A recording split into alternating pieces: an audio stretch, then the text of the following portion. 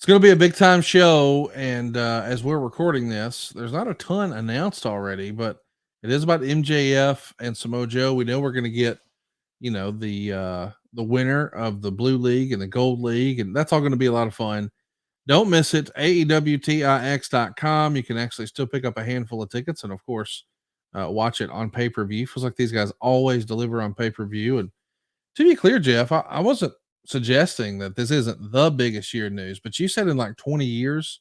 And I feel like we had a lot of news in 2019, but perhaps the biggest news this year is, as I understand it, as we're wrapping up 2023, it doesn't feel like Vince McMahon has near the power of WWE that he used to be. I mean, he was the Geppetto of professional wrestling forever and ever and ever.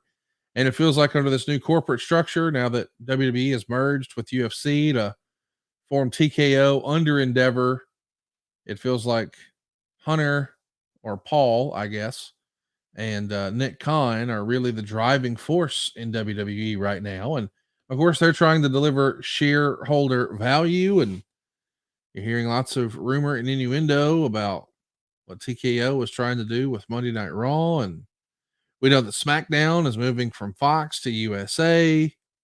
There's a lot of moving parts on the other side of the train tracks as well.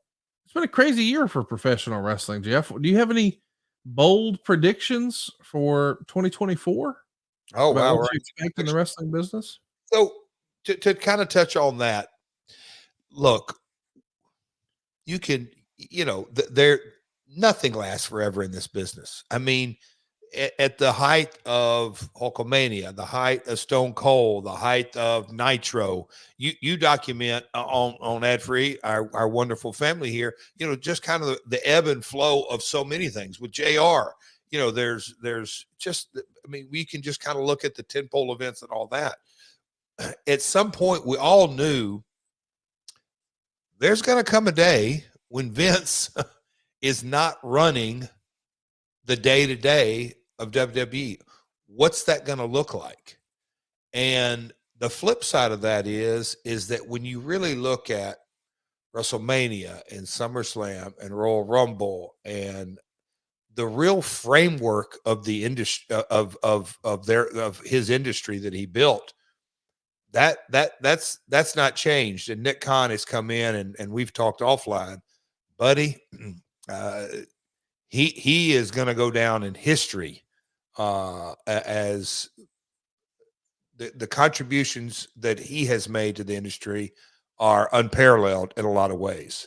But the transition of Vince of the industry that he built, and I say the WWE industry, handing off the reins, we're in the middle of it. And you kind of look at the revenue growth and not just Saudi and 2-day WrestleManias and the mega deal that SmackDown got with Peacock and Raw's still TBD, the longest running action adventure show in the history of television.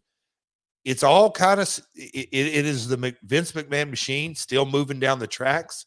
So it's very, very, as a lifer in the business, it's really cool to see the evolution. As far as prediction go, Conrad, if history serves itself, it's not going to slow down, one, and two, there's going to be some things that happen in our industry that we never saw coming. And if that doesn't excite you as a wrestling fan, nothing will. What that's going to be, I think we might even just start with Raw. I don't know.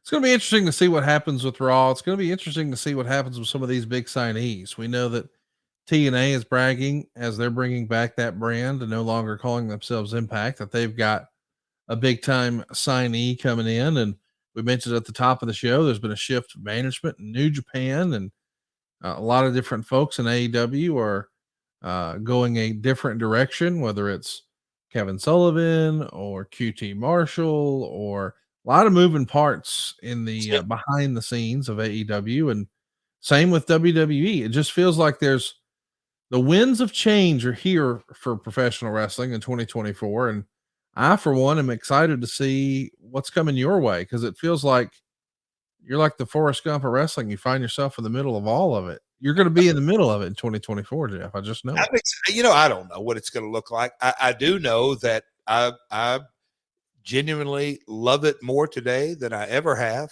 because it's the industry that we all kind of just, there's nothing like it. It's when we it's been referenced lately, but my dad would say this, certainly my grandmother would say this. It's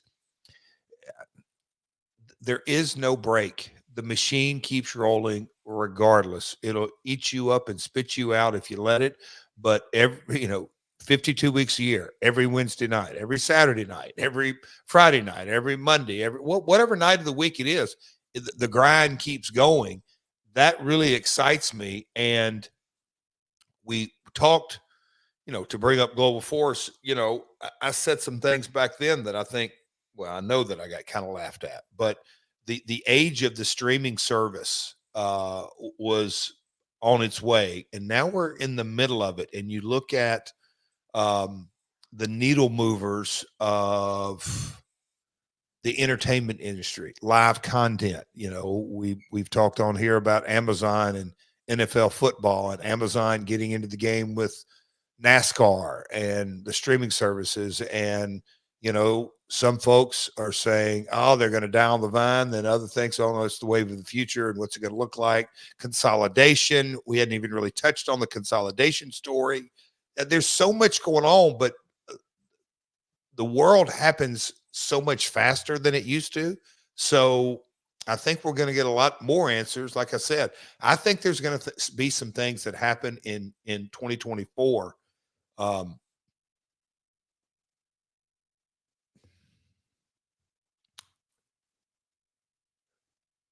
that are going to affect the industry for generations to come, not years to come. I'll keep some of those to myself, though. But I think some. Give me one crazy one. You can't just tease. I'll leave it at that. I may give it to you off air. I may give it to you next week. I'll process it and figure out what I can and how I can say this and can't say this. But we are. You kind of think about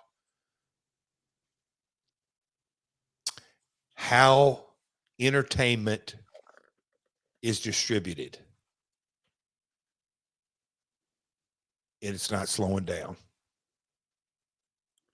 So, Jeff, we solicited some feedback from some of our listeners about maybe the top 3 episodes.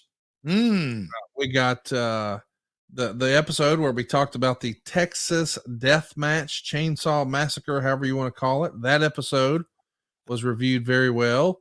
The Sacrifice 2008 promo, we broke down. The Steiner Math promo was also mentioned. And maybe when you went scorched earth on everyone, including the Acclaimed, your Jeff Ain't Kidding Around episode. 3 big episodes from 2023.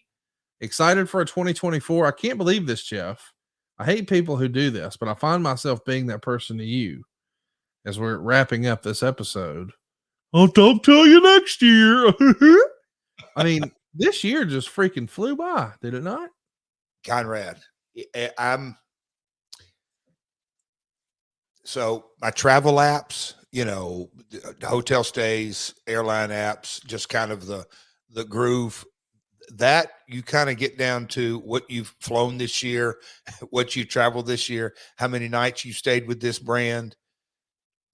That was a reminder coming back from Oklahoma City the other night that just time has literally flown by. And the changes in the industry that I won't go back on, the change in, everything. Just life does not slow down, but makes it exciting, doesn't it, Connie? Beginning of this year, I had all kind of hopes for my Tennessee Volunteers and Tennessee Titans, and I don't know how that turned out. But no, we've had a blast on here, and to hear those 3 episodes, you never know what resonates with our wonderful My World listeners. You just never know. But I am grateful for each and every one of them. We have a lot of fun on here, have a lot of talk.